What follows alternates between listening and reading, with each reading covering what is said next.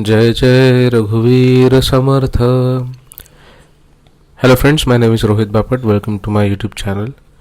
Today I will present you my interpretation of Manache Shlok, Shlok number 12, that is verses for mind, composed by Shri Samarth Ramdas Swami. First we will see the Shlok and then we will try to understand the meaning behind it, and I will present my interpretation of the Shlok. मना मानसी दुःख आनु नको रे, मना सर्वथा शोक चिंता नको रे, विवेके देहे-बुddhi सोडूनि द्यावी, विदेही-pane मुक्ति भोगीत Xavi. Now let's try to understand the meaning. The first sentence is mana manasi dukh aanu नको रे. Mana means O mind. Manasi means within yourself, within your mind. Dukh means sorrow or grief. Aanu नको रे is a phrase which means don't bring it. In a sense, if you see the literal translation, it means, oh mind, don't let the sorrow enter your mind. Don't let the grief, the sorrow enter your mind and corrupt it. Because dukh or sorrow, now this sorrow, what is the kind of sorrow we are talking about here? What is the grief? What is the suffering we are talking about here?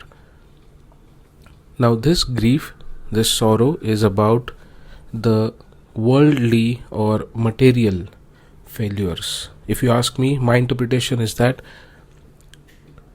the result of your acts is not in your hands. As the Bhagavad Gita says, karmanyevadhikaraste ma phaleshu kadachana. Ma phaleshu kadachana means do not expect the result to go your way.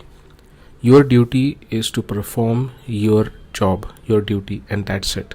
So most of the times this sorrow is or the grief or the suffering is when the things don't go our way, when unexpected things happen, when something that we never expected or never wanted to happen actually happens, and then we feel the sorrow, then we suffer through mental issues.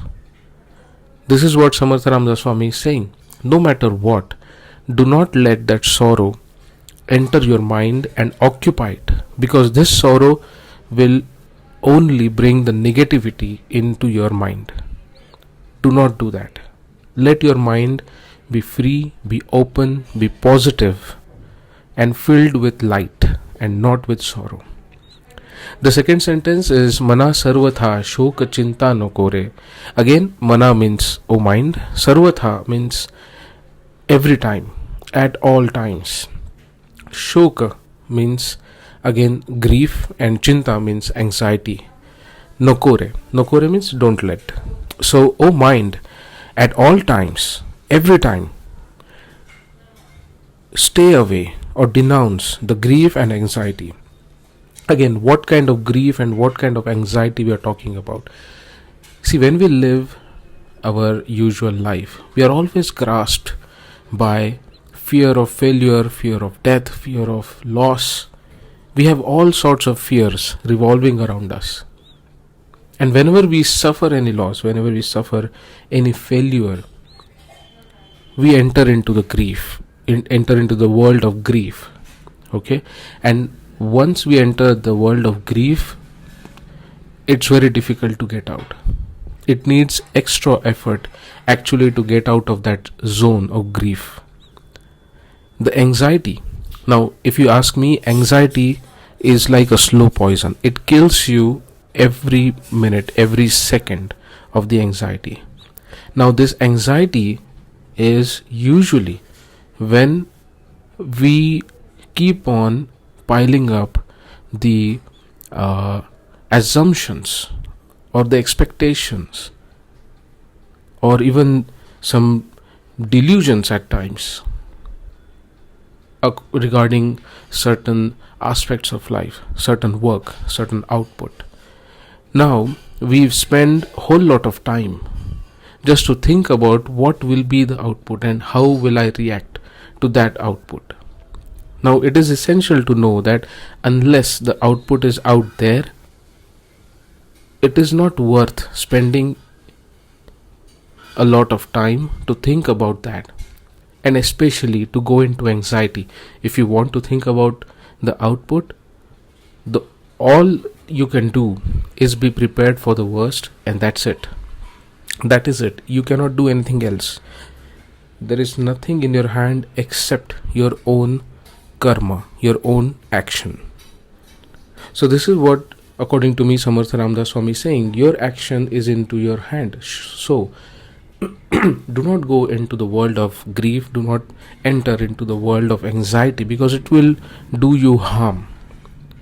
Grief and anxiety will never do anything good for you. So at all the times, stay away from the grief and anxiety. Keep your mind cautious but not anxious. Be cautious but not anxious. Be practical but not daydreaming. Don't get into delusions. And if something doesn't go your way, if something doesn't happen right, do not fall into the path of grief. Try to find a way out of it. Try to stand up when you fall. Like it's a famous quote, right?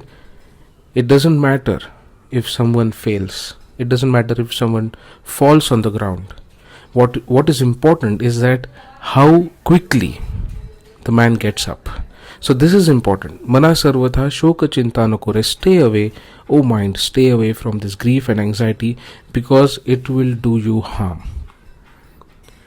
Viveke, dehe-buddhi, soduni, dyavi. Viveke means wisdom and thoughtfulness.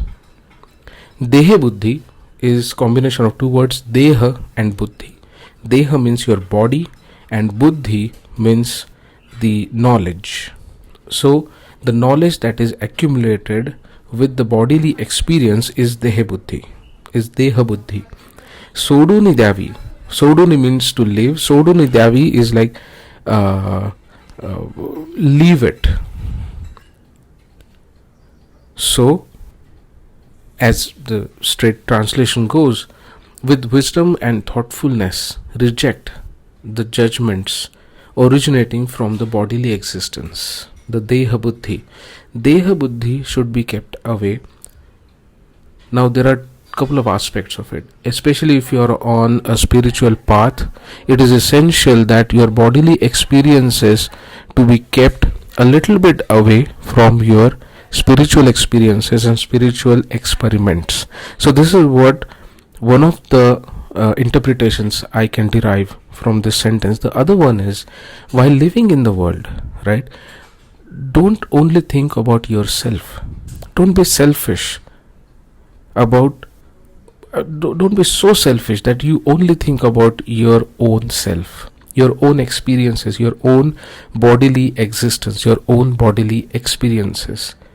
If you have wisdom, if you have thoughtfulness, you will understand that there are other beings in this world who also have their own bodies.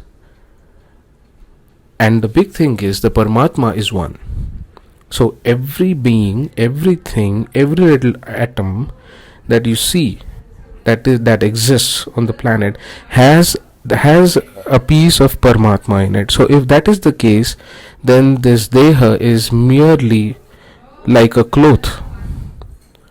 It's merely like clothes on the Atma, the soul. If that is the case, then have the wisdom, have the thoughtfulness, and keep it aside. Otherwise, you will not come out of your bodily existence, bodily experiences, materialistic experiences, and enjoy the nature, enjoy the true self, true nature of the existence. This is what is said in the next sentence as well. The Videhi-pane mukti bhogit javi. Videhi-pane. Videhi is a combination of two words again. Videha and pane. Pane means like. Now, videha means away from the body. Deha means body. Videha means separate from the body. to be separate from the body. Now once you get separated from your bodily existence, bodily experiences, then mukti, bhogit, javi. Mukti in literal sense means salvation or freedom. So the moment you go away from your bodily existence, experience, you will enjoy. Now bhogit, javi means to experience or to enjoy. Okay, so the moment you try to learn how to be away from your bodily existences, especially in the spiritual path, you will understand, you will experience the true nature of the God, the true nature of the Atma, the true nature of the Parabrahma. I'm sure at some point of time in your life, it must have happened that while listening to something, while listening to some music, while listening to some spiritual song, while listening to anything really, or while reading anything, there comes a point, there comes a moment when we really forget about our existence and everything around us, and we experience something beyond words that basically sets us free from the samsara, the worldly existence. So this is what Samarth Ramdas is saying, is that Videhi-pane, try to learn how to differentiate yourself from your body, and then you will experience the freedom. Now this freedom is about the freedom of being closer to the Paramatma, freedom of being your true self, the true nature of yourself, the true freedom. Now this whole shlok is more about spiritual experiences, spiritual path,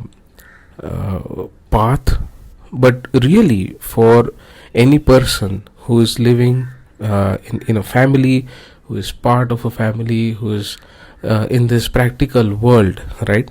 We should know how to differentiate ourselves from the worldly existence and the true nature of ourselves.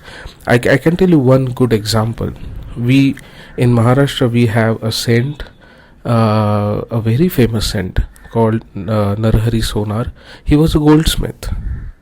Now there is it is very famous that in his life he worked as a goldsmith in the town, and while doing the while making the ornaments, while making the jewelries, he kept on thinking about God. He kept on thinking about the Parabrahma, the Ishvara, the Supreme Lord.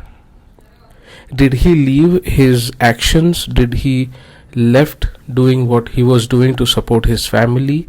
No, he did not. He continued doing his job, but he learned how to separate his worldly existence and the spiritual experiences. And while doing that, he actually became a saint. That is because he acquired that spatial wisdom and knowledge as to how to do that. Now, to be very honest, we all are capable of doing this, and this is what Samarth Ramdas Swami is saying. Do not leave your duties. Being spiritual does not mean being impractical. Being spiritual does not mean you leave everything in all your duties, all your responsibilities, and go in the jungle. No, it does not mean that. It just means that do everything that you have to do as your responsibility, as your duty, but do it with conscience. Do it with the understanding and the wisdom that this is the worldly duties, this is the worldly existence, this is a worldly experience, and try to learn to go away from it while doing it. Now this is difficult what I'm saying, but there are people who have attained, there are people right now in the world who are experts in it. Now with practice it is possible, but try to do it, and you will experience that while doing the worldly actions, while performing the worldly duties and responsibilities, you can set your mind free from the shackles of worldly existence and connect with the God while being in this world. Now, this is a fantastic experience that I believe Samarth Ramdas Swami expects everyone to have. So this was my interpretation of the shlok from Verses for Mind, that is Manache Shlok, composed by Sri Samarth Ramdas Swami. Please let me know your thoughts, your comments, and if you have any questions or doubts or any suggestions, please do let me know. If you like this project, if you like this effort, please do support me while sharing this video and liking this video, so that we can spread this message to a lot of people who don't understand Marathi. I started this project only for the purpose that for those who want to learn about Marathi spiritual literature but do not really understand Marathi, and or even if they understand, they don't know the actual meaning between the lines, because this Marathi is old Marathi and it takes certain practice to understand the meaning of it. So thank you very much, and if you like this effort, please like the video and share it with anyone who wants to listen to this. Thank you.